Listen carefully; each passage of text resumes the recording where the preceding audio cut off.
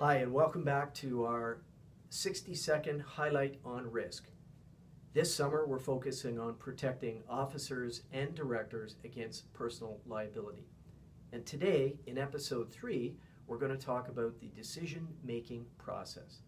There are 3 components that we want to talk about, and the first one is the shift to process.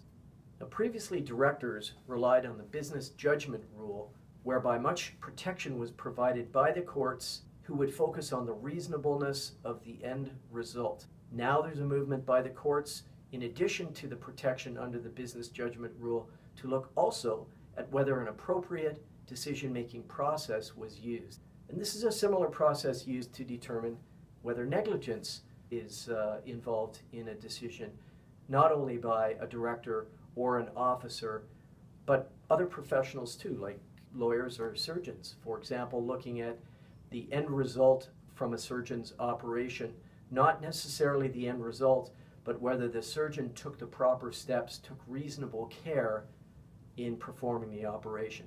So in this respect, now the courts are finding it easier to determine whether a reasonable process took place and using that information to assess whether there was negligence. Now, the second component to decision making is actually the decision-making steps taken and critical analysis. We looked at the process a few minutes ago, and we determined that scrupulous deliberations are important and diligence in the process.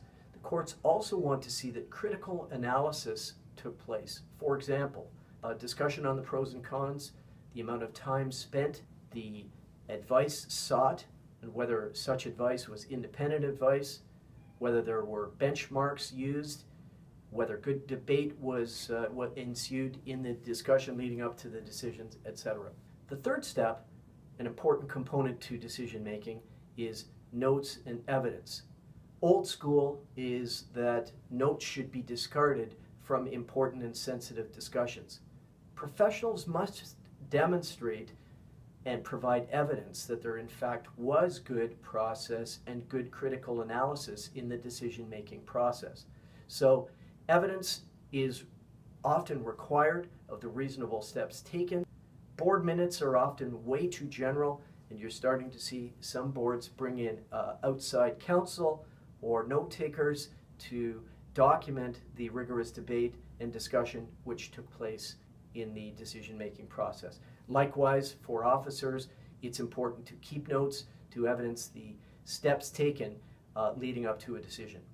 So in summary, there are 3 important components to decision-making. The first is the shift to process. The second is the decision-making critical analysis. And the third is evidence of the steps taken in the decision-making process. For further reading, there's an excellent book written by Markus Koehnen of the law firm McMillan LLP, and his book is entitled The Bulletproof Board. Thank you. See you next episode.